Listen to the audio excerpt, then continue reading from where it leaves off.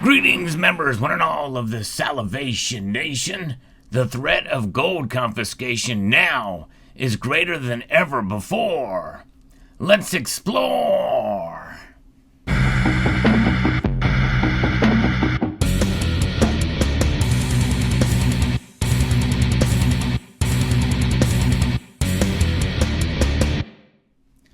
That title sounds a bit scary, but there's a little bit of nuance to it. We have to sort of understand what confiscation really means and how you can kind of protect yourself. We'll talk about that in a moment. This video is sponsored by Silver and Gold Scrap Calculator, which is a free app from Potionware with subscription service option that adds the ability to appraise scrap copper, zinc, tin, iridium, and more.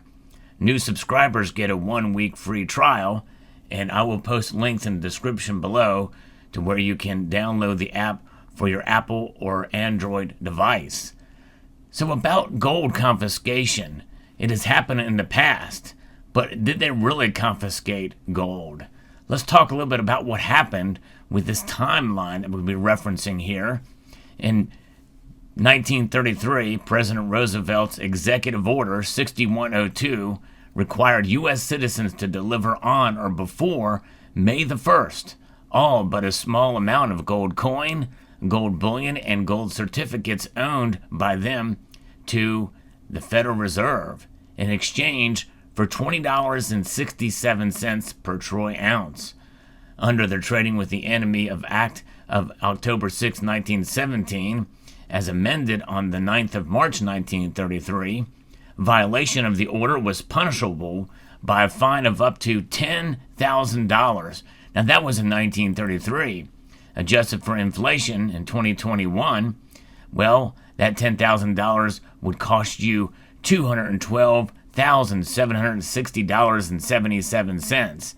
That is a cumulative inflation rate of 2,027.6%. That's pretty staggering. That's quite a penalty to pay for not turning in your gold. So, and it was also punishable by up to 10 years in prison, or both of those. An exception to the order was listed as that gold and gold coin certificates in an amount not exceeding the aggregate of $100 belonging to any one person, and gold coins having a recognized special value to collectors of rare and unusual coins. You know, how did they enforce all this? You had to actually visibly or physically go to get your gold bought back by the government. And if you didn't show up, well, were they going to come knocking in your door? Likely not. Likely many people probably did not follow this executive order, which remained in effect for quite some time. The following year, on January the 30th, the Gold Reserve Act required that all gold and gold certificates held by the Federal Reserve to be surrendered and vested in the sole title of the United States Department of the Treasury, and changed the value of the dollar in gold from $20.67 to $35 per ounce. So they put one over on us there back in 1934. Fast forward 20 years later, in 1954, the Treasury Department amended the gold regulations of the original executive order to enable the continuance of the exemption of rare coins from the gold confiscation provisions, and they expanded the definition of coins with a recognized special value to collectors of rare and unusual coins to include gold coins made prior to April 5th, 1933. So that was the amendment there. That means all of these coins that you see before you here. But in 1933, these needed to be turned in, save for $100 value. So essentially, you could keep, 5 of these $20 gold coins on your person. But everything else had to be turned over. How could they enforce that? I guess it's pretty difficult, because how would you be able to, especially with the technology they had back then, how were they able to actually go to everybody's home and to take an accounting of all of the gold they had or didn't have at that particular time? So moving forward, we know what happened in 1971. on August the 15th, the price of gold remained fixed from that $35 an ounce on January 30th, 1934 until August 15th, 1971, when President Nixon closed the gold window completely. And really, a lot of that started with the Bretton Woods Act, too, in 1944. But President Nixon announced that the United States would no longer convert dollars to gold at a fixed value, thus abandoning the gold standard for foreign exchange. And if we move past that, on December the 31st, 1974, with Executive Order 11825, President Gerald Ford repealed the executive order that Roosevelt used to call in gold in 1933. This was necessary because of the same day Congress restored Americans' right to own gold. The limitation on gold ownership in the U.S. was repealed after President Ford signed a bill legalizing private ownership of gold coins, bars, and certificates by the act of Congress codified, which went into effect on December the 31st. It did not repeal the gold repeal joint resolution, which made unlawful any contracts that specified payment in a fixed amount of money or a fixed amount of gold. Essentially, it contradicts remained unenforceable as they use gold monetarily rather than as a commodity of trade. On October the 28th, 1977, Congress removed the president's authority to regulate gold transactions during a period of national emergency other than war. And that was a pretty interesting move. And then finally, on December the 17th, 1985, President Ronald Wilson Reagan signed into law the Gold Bullion Coin Act, which allowed the U.S. Mint to produce gold coins from newly mined domestic sources. Gold American Eagles went on to become one of the most well-known gold coins. And so that is essentially what led to the embracement of gold bullion by the United States government to where they're producing it and can sell it to compete with other bullion coins that had already been well established, such as the Krugerrand, which was the first 1-ounce gold bullion coin produced with a specific weight and measure of 1 ounce back in 1967.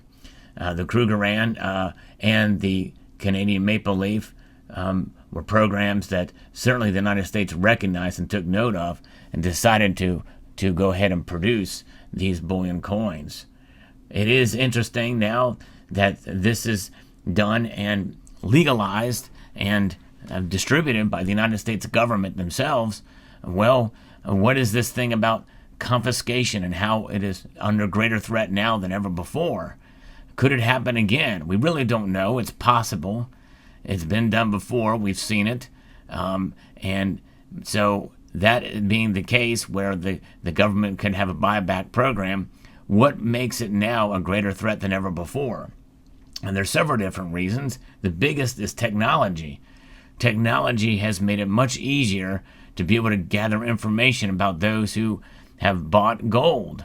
And also some of the provisions and some of the state of the government, which is becoming larger and more intrusive into our lives, and especially with what happened just recently with laws that are being passed with stipulations in them, serious consideration of the IRS being able to track our every move in our bank accounts.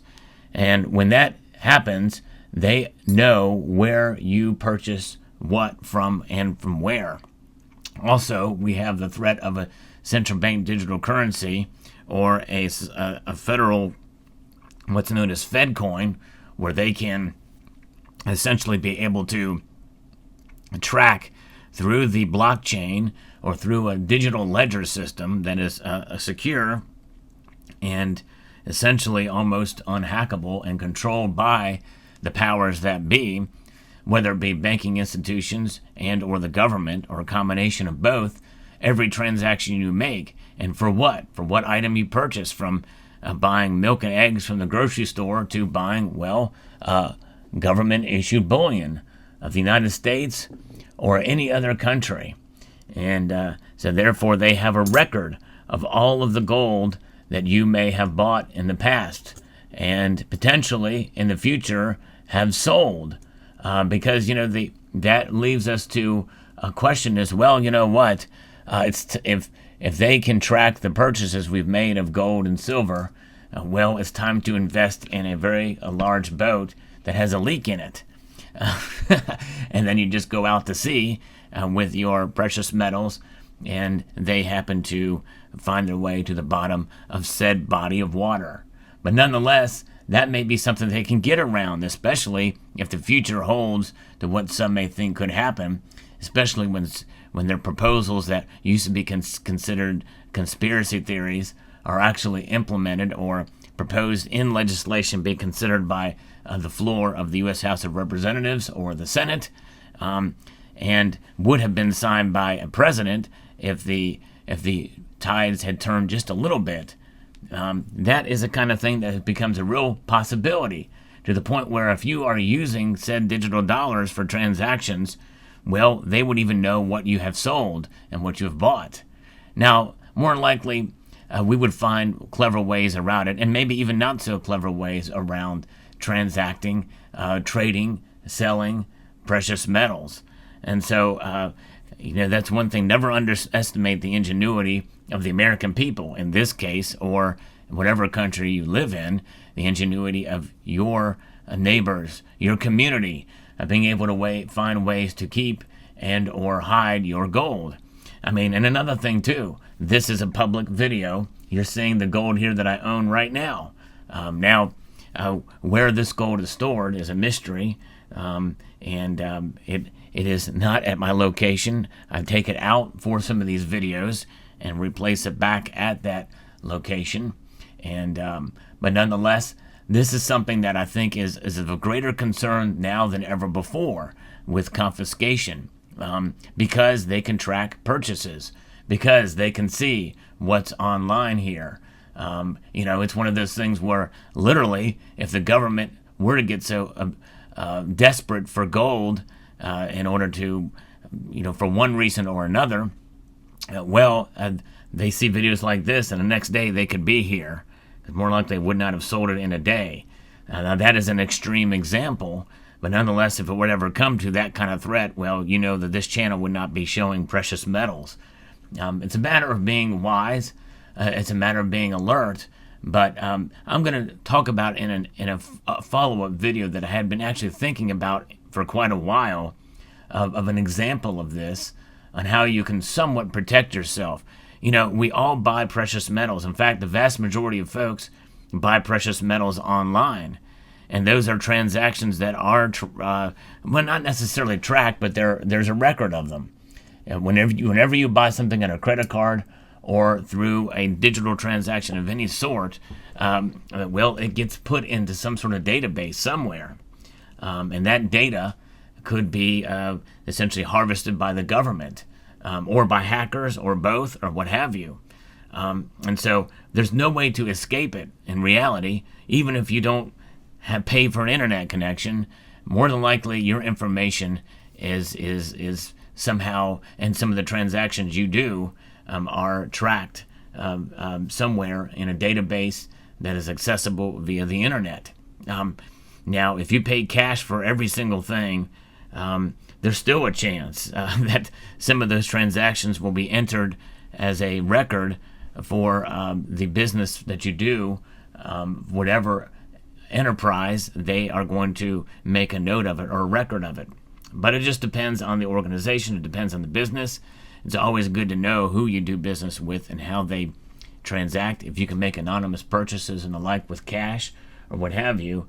But there will come a day, I believe, where even if a paper note like this, and will have a QR code on it, tied to each individual note, and on that QR code, when a transaction is made at an entity, and I'm not just talking about gold or silver, but for anything where they scan that QR code, and it makes a record, and it creates a log file of what was purchased at what time, and at what place, and what location. And so there's, in a sense, technology, there's no real way to hide from it completely. We can try our best. We can minimize it as best we can. But what does protect us?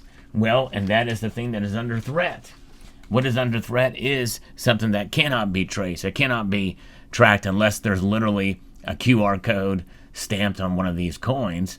But even as such, I kind of doubt it's going to get to that point anytime soon, because gold and silver are about anonymity. They're about wealth preservation, and gold especially packs a lot of value in a small space. And so therefore, when you hold gold, just like they have for hundreds of years here in the United States, you have something of worth, you have something of value, that though it may have the stamping of and the legality as a monetary metal from the United States government, this gold coin is something that has intrinsic value that far outweighs the monetary value stamped on it. And of course, we know that, especially today. I mean, look at this. $5 is what the denomination on this. We know it's worth a heck of a lot more than that. And that's just a prime example of how gold stands the test of time and is something that will continue to do that. So therefore, governments, in a sense, are threatened by it for those that hold it in private hands. Turkey is a prime example. Their gold coins are the most popular in the world, and they hold it in their hands because they don't trust their currency as much. And so therefore, I think that gold could become a threat enough to the United States government, and especially a government that seems to be growing larger every year. Anything that threatens that power play, they find they need to do something to stop it. So therefore, the threat of gold confiscation, and take that word as however you want to interpret it, is greater than ever before. More than likely, though, I will say this, is they're not going to be going door to door, knocking on your door, at least not yet. But because of these digital transactions that are tracked and could be owned by the government down the road, the threat is greater than ever before, given the path we are on in this country. But I want to make clear, I'm not saying it's going to happen anytime soon, or even at all at that rate. It just depends on where we're at. It's just all of the infrastructure is in place. Technology, especially, is in place to make it happen now more than ever before. And given the state of where we are at as a nation, and even around the world, and other nations around the world, I think it's greater than ever before. So there you have it. Let me know what your thoughts are in the comment section below. We'd like to extend a multitude of gratitude to you all for taking the time to watch, and encourage you to please rate, share, comment, and subscribe.